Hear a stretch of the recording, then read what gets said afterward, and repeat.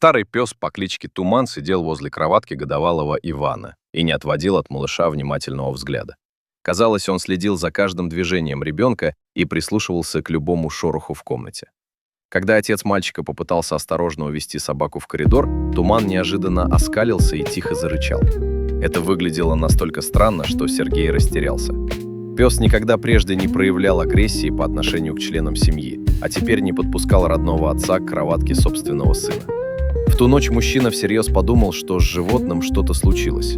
Он даже был готов обратиться за помощью к специалистам, чтобы понять причину такого поведения, не подозревая, что совсем рядом скрывается опасность, способная навсегда изменить судьбу их семьи. Туман считался самым печальным псом в городском приюте. Немецкая овчарка преклонного возраста, покрытая шрамами, пережила немало тяжелых испытаний. В его взгляде читались настороженность, жизненный опыт и особая мудрость. Когда Елена и Сергей впервые увидели его, они сразу почувствовали, что нашли именно того питомца, которого искали. Несмотря на возраст, пес быстро освоился в новом доме и удивительно сильно привязался к маленькому Ивану. Он сопровождал ребенка во время прогулок, лежал рядом, когда тот играл, и неизменно находился поблизости во время сна. Со стороны казалось, будто между собакой и малышом существует невидимая связь, понятная только им двоим. Тревожные события начались поздним вечером. Обычно Туман устраивался спать в коридоре, однако в тот день он неожиданно вошел в детскую комнату и остался там. Сергей несколько раз позвал его, но собака даже не пошевелилась. Вместо этого пес поставил передние лапы на бортик кроватки и начал внимательно принюхиваться к подушке, на которой спал Иван. Затем он снова и снова втягивал воздух, словно пытался убедиться в чем-то важном. Команда вернуться на место не подействовала. Туман лишь издал приглушенное рычание, в котором чувствовалась не злость, а тревога и беспокойство. Родители пытались отвлечь его любимым лакомством, звали играть, уговаривали выйти из комнаты, но все оказалось бесполезно.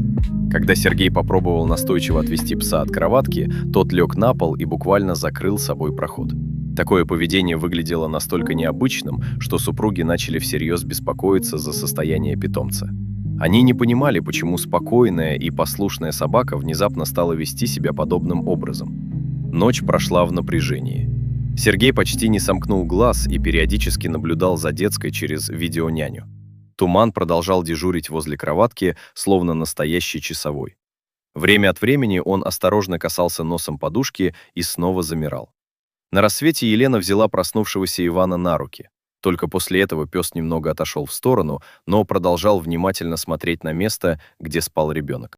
Заинтересованный странным поведением собаки, Сергей решил тщательно осмотреть кроватку. Сначала он не заметил ничего подозрительного.